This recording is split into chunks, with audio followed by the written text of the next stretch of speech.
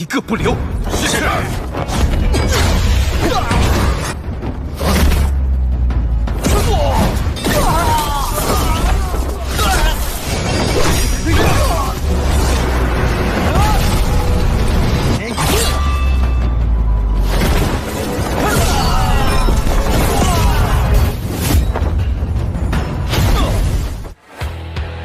Berjumpa lagi bersama Story Recap di sini.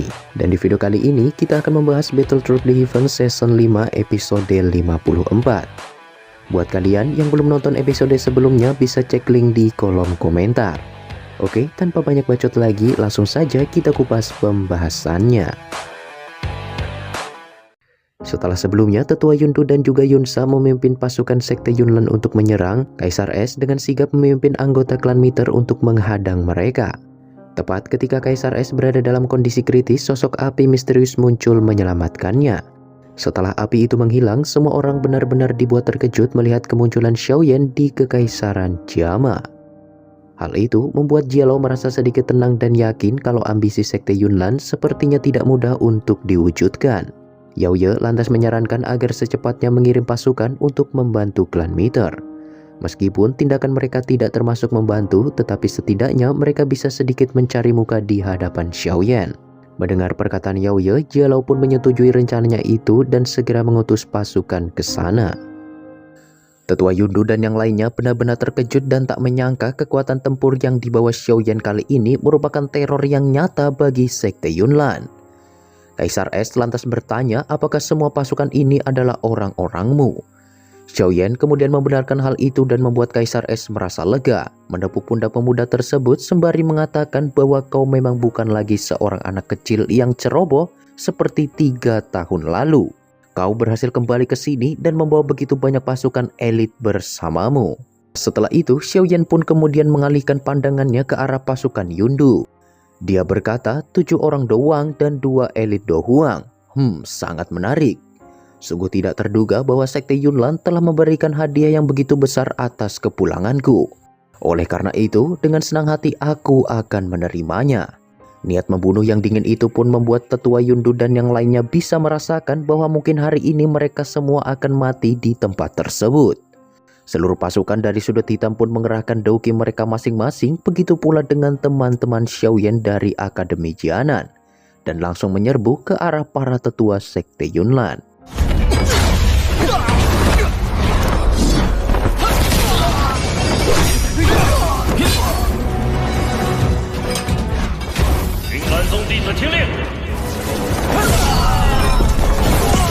Xiaoyan lalu menyerahkan 2 elit dohuang itu kepada Kaisar S, sementara peringkat dohuang lainnya akan dihadapi oleh pasukan Xiaoyan. Kita kini beralih terlebih dahulu ke lokasi pertempuran Yafei, di mana saat ini mereka sedang memperkuat garis pertahanan di bagian halaman depan yang sedang diserbu oleh pasukan Sekte Yunlan. Tetapi semua itu tidak lagi menjadi ancaman bagi klan Meter setelah Xiaoyan tiba dengan kecepatan penuh untuk membantu mereka semua.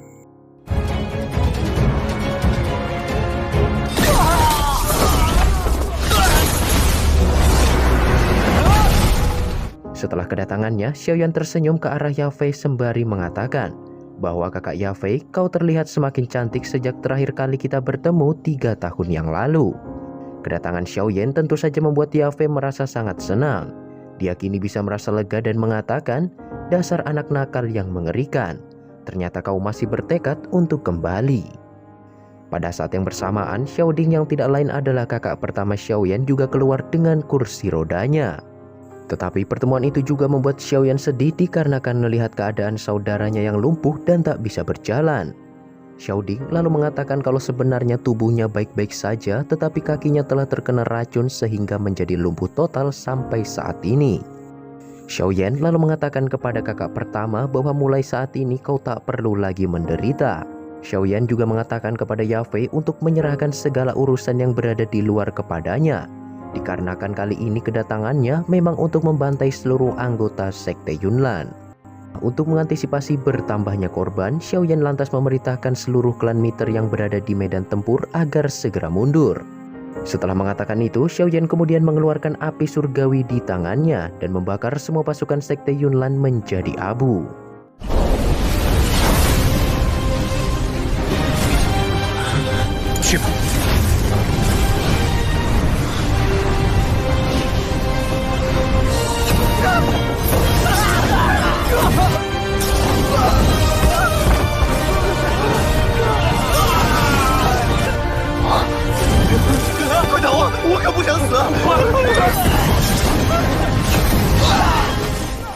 Peristiwa itu membuat Yafei terkejut dan terdiam melihat hal mengerikan yang terjadi di depan matanya itu.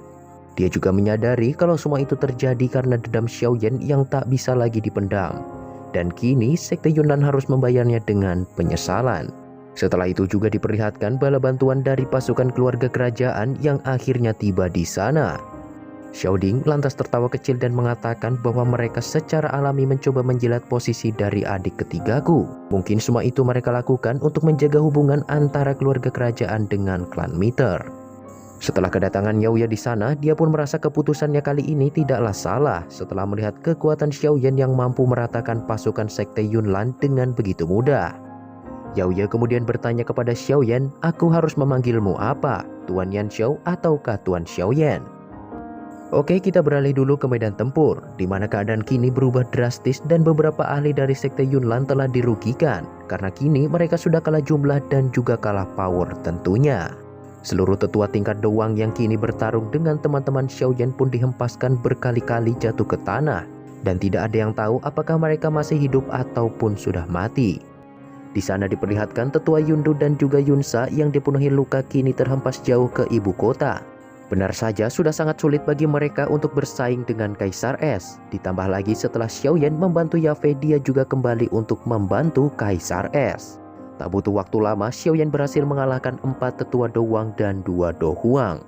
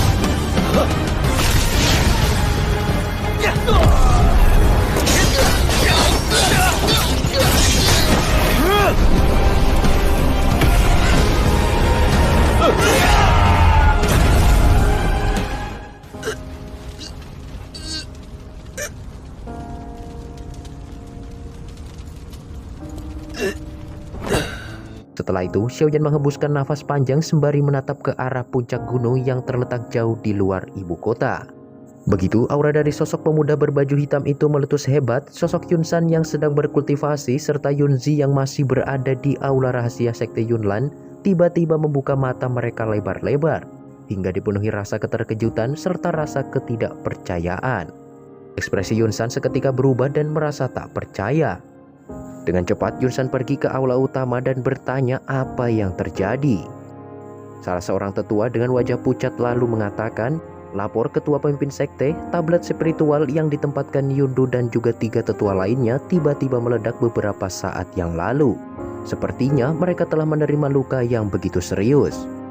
Mendengar hal itu, beberapa tetua merasa tak percaya dengan apa yang terjadi. Di antara mereka ada 2 elit Dohuang dan 7 orang peringkat Doang. Seharusnya tidak ada orang yang mampu menghadapi mereka kecuali Sekte Yunnan sendiri. Jangan bilang kalau 3 klan besar di kekaisaran telah bekerja sama. Jika mereka benar-benar berani untuk memprovokasi kami, maka aku akan melapor kepada ketua sekte agar memberikan perintah untuk membasmi 7 klan besar serta keluarga kerajaan yang berada di Jiama. Namun tatapan Yunsan terlihat suram mendengar para tetua yang sibuk menyalahkan satu sama lain. Dia langsung saja menghantam meja dengan begitu keras sembari mengatakan bahwa kerjasama antara ketiga klan besar memang bukanlah omong kosong. Tetapi seorang bajingan dari klan Xiao itu telah kembali. Mendengar hal itu, mereka lantas bertanya-tanya. Jangan bilang kalau itu adalah Xiaoyan. Tetapi bukankah pemuda itu sudah mati? Yunsan lantas mengatakan, siapa yang telah memberitahumu bahwa bocah itu telah mati? Aku bisa merasakan aura yang datang sebelumnya, memang benar kalau bocah itu telah kembali. Tetapi anehnya salah seorang tetua masih tidak percaya. Meskipun orang itu mampu menghadapi pasukan tetua Yundu dan yang lainnya, adalah hal yang mustahil bagi Xiaoyan untuk mengalahkan mereka. Yunsan lantas mengatakan bahwa mungkin dia belum menembus tingkat Douzong.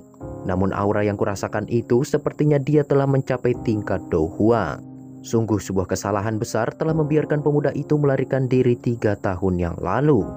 Haruskah kita mengirim pasukan lagi untuk menyelamatkan tetua Yundu dan yang lainnya? Tetapi di situ Yunsan mengatakan bahwa semua itu tidak perlu dikarenakan tablet spiritual mereka telah hancur. Oleh karena itulah, sang pemimpin sekte Yunlan memilih untuk menunggu Xiaoyan dengan tenang karena yakin bocah itu pasti akan datang dengan sendirinya ke sekte Yunlan.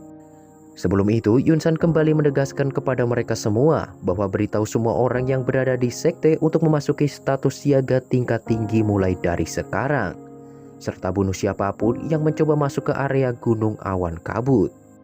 Nah, setelah kepergian para tetua itu, Yunsan kemudian mengatakan, begitu aku menangkapnya, aku akan membiarkan dia merasakan perasaan yang jauh lebih buruk dibandingkan dengan kematian.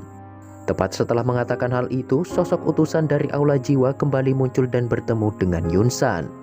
Dia berkata bahwa sebenarnya aku tidak peduli akan dendam yang terjadi antara kalian berdua.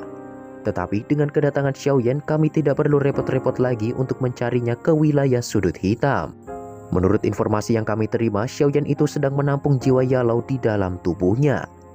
Serahkan masalah Yalau kepadaku, sedangkan kau hanya perlu menangkap Xiaoyan. Setelah mengatakan itu, sosok utusan Aula Jiwa itu pun kemudian menghilang. Setelah aura tetua Yundu dan juga Yunsa menghilang, maka seketika hal itu pun menyebar ke lokasi perang lainnya.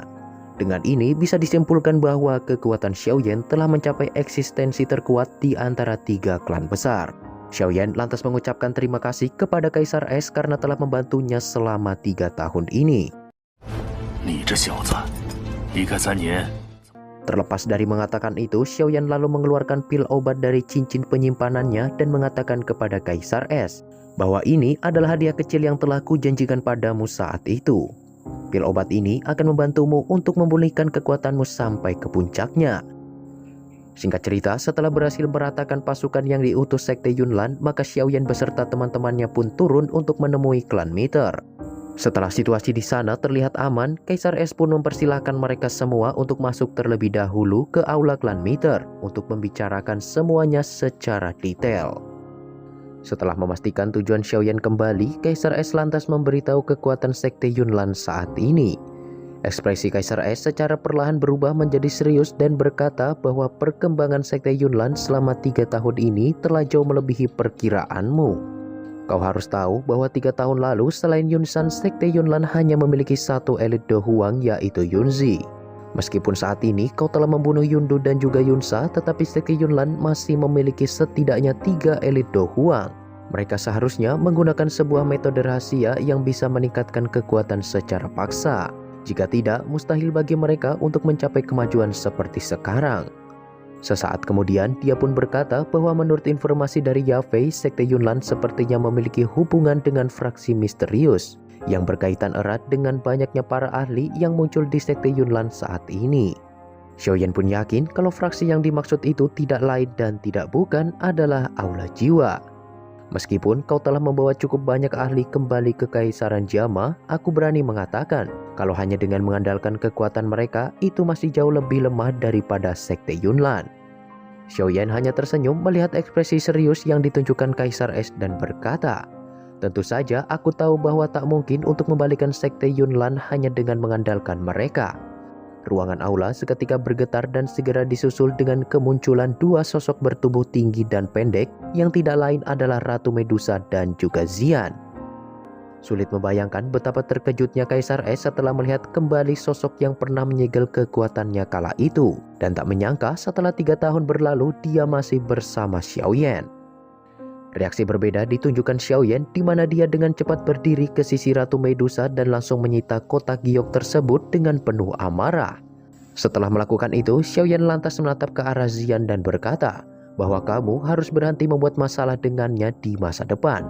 Jika tidak, aku akan mengirimmu kembali ke Akademi Jianan. Setelah mengatakan itu, Xiaoyan menghampiri Kaisar Es untuk meminta maaf serta mengembalikan kotak giok tersebut. Namun setelah merasakan aura menakutkan yang terpancar dari tubuh Medusa, Kaisar Es lantas berkata bahwa kami akan memberikan itu karena dia menyukainya. Nah, setelah memberikan tempat duduk kepada Ratu Medusa, Kaisar Es kemudian mengalihkan pandangannya ke arah Xiaoyan dan berkata Kau benar-benar memiliki kartu truf yang menakutkan. Dengan bantuannya, kita tidak perlu lagi takut kepada Yunsan. Mendengar perkataan Kaisar Es itu, Xiaoyan lantas menggelengkan kepalanya dan berkata, sangat sulit untuk mengajaknya bekerja sama. Sebaiknya kau tidak menaruh harapan terlalu banyak kepadanya. Masalah Yunsan, aku akan menghadapinya secara pribadi ketika pertempuran terjadi nanti. Kaisar Es lantas menyarankan kepada Xiaoyan untuk merekrut 2 klan besar yang tersisa, asosiasi alkemis serta keluarga kerajaan. Kaisar Es sejenak termenung dan berkata bahwa dengan bantuan fraksi ini, kau mungkin akan memiliki peluang untuk menang saat berhadapan dengan Yunsan. Mendengar saran dari Kaisar Es, Xiaoyan hanya tertawa mengejek dan berkata, bukankah mereka tidak memiliki keberanian untuk musik sekte Yunlan sama seperti 3 tahun yang lalu? 少爷，礼斗不俗，我们几人联手对付云山。不朽，我有云岚宗在加玛帝国。 Nah, kira-kira seperti itulah spoiler BTTH episode 54-nya. Oke, thanks buat kalian semua yang sudah menonton video ini, dan sampai jumpa lagi di pembahasan selanjutnya.